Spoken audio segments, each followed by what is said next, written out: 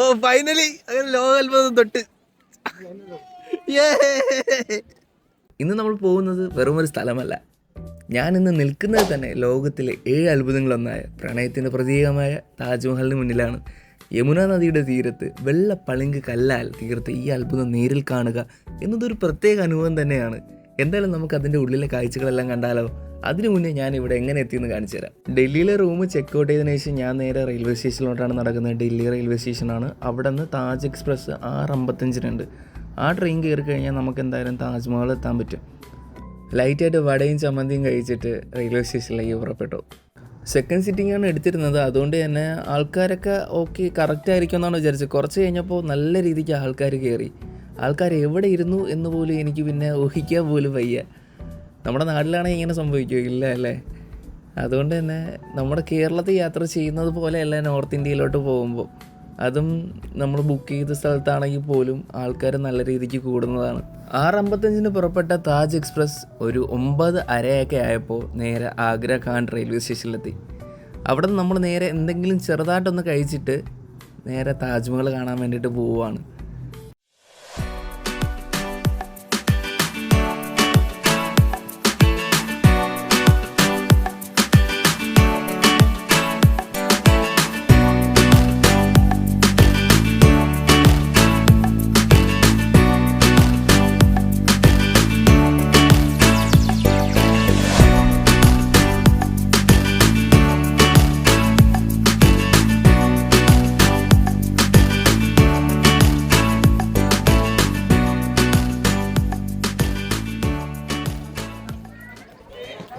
അങ്ങനെ നമ്മൾ താജ്മഹൽ എത്തിയിരിക്കുവാണ്.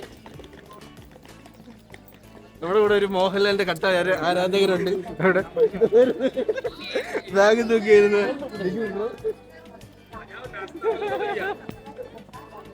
വെസ്റ്റ് ഗേറ്റിൽ കൂടെ ഒരു 500 മീറ്റർ നടക്കാറുണ്ട് താജ്മഹലിലേക്ക്. അതെ, ഇനി അടുത്ത ക്ലോക്ക് റൂമിലോട്ട് പോവുകയാണ് ബാഗെല്ലാം വയ്ക്കാൻ.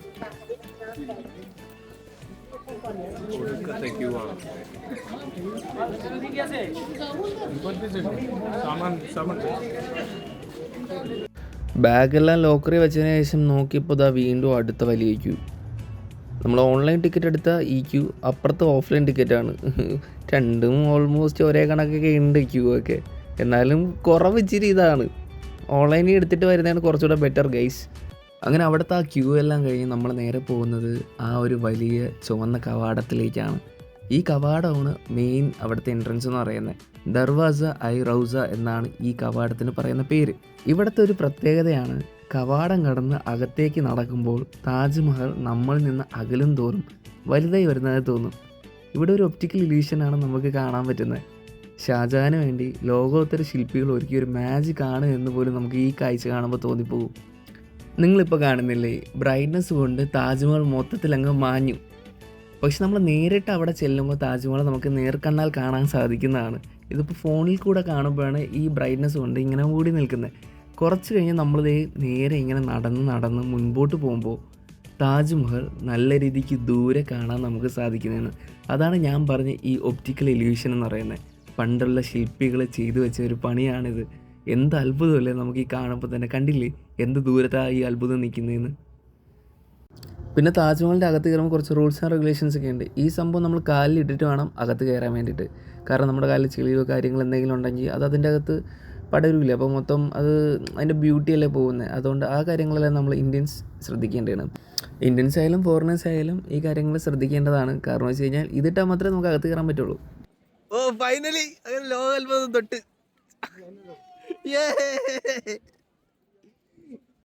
ഇനി കുറച്ച് ചരിത്രം കേട്ടാലോ? 1631 ഈ കഥ തുടങ്ങുന്നത്.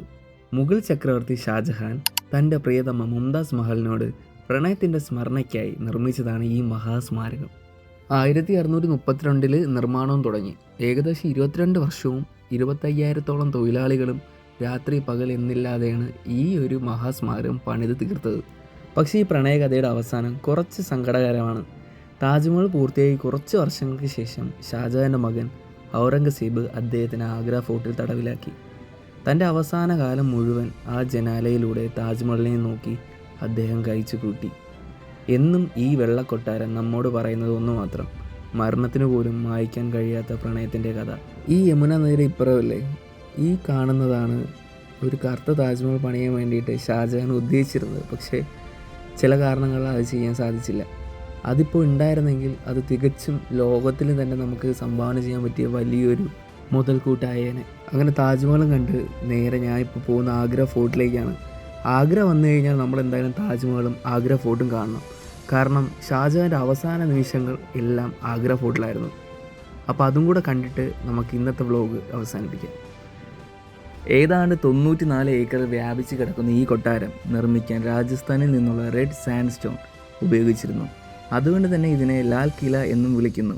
ഡൽഹിയിലെ റെഡ് ഫോർട്ട് നിർമ്മിക്കുന്നതിന് മുന്നേ തന്നെ ആഗ്ര ഫോർട്ടിൽ മുഗൾ ഭരണകൂടം ഉറപ്പിച്ചിരുന്നു. ഉള്ളിലേക്ക് കടക്കുമ്പോൾ നമ്മൾ കാണുന്ന ജഹാംഗീരി മഹൽ, ഖാസ് മഹൽ, പിന്നെ ദിവാനയാം എന്നിവ മുഗൾ വാസ്തുവിദ്യയുടെ ഉത്തമ ഉദാഹരണങ്ങളാണ്. എന്നാൽ ഈ കൊട്ടാരത്തിലെ ഏറ്റവും മനോഹരം എന്നാൽ വേദനാജനകമായ ഒരിടമാണ് മുസമാൻ ബുർജ്. ഇവിടെ നിൽക്കുമ്പോൾ നമുക്ക് ദൂരെ താജ്മഹൽ നല്ല വ്യക്തമായി കാണാം. ചരിത്രത്തിലെ സങ്കടകരമായ തിരിവ് സംഭവിച്ചതും ഇവിടെ വെച്ചാണ്. തൻ്റെ മകൻ ഔറംഗസേബ് ഷാജഹാൻ ചക്രവർത്തി തടവിലാക്കിയതും ഈ കൊട്ടാരത്തിലാണ്. തൻ്റെ ജീവിതത്തിൻ്റെ അവസാന 8 വർഷങ്ങൾ ഷാജഹാൻ ഈ മുസമൻ ബുർജിലെ ജനാലയിലൂടെ തൻ്റെ പ്രിയതമ ഉറങ്ങുന്ന താജ്മഹലിനെ നോക്കിയാണ് കഴിച്ചുകൂട്ടിയത്. ഒരു കാലത്ത് മുഗൾ സാമ്രാജ്യത്തിൻ്റെ തലയെടുപ്പായിരുന്നു ഈ കൊട്ടാരം. ഇന്ന് നമുക്ക് മുന്നിൽ ഒരു വലിയ ചരിത്ര പുസ്തകം പോലെ ഇത് തുറന്നു കിടക്കുന്നു. ഈ കൊട്ടാരത്തിലെ ഒരു കല്ലിന് പറയാനുള്ള കഥ നമ്മൾ കേട്ടു കഴിഞ്ഞു. അപ്പോൾ അടുത്തൊരു സ്ഥലമായി നമുക്ക് വീണ്ടും കാണാം. ഇഷ്ടപ്പെട്ട ലൈക്ക് ചെയ്യുക, സബ്സ്ക്രൈബ് ചെയ്യുക. അപ്പോൾ ഓക്കെ, ബൈ.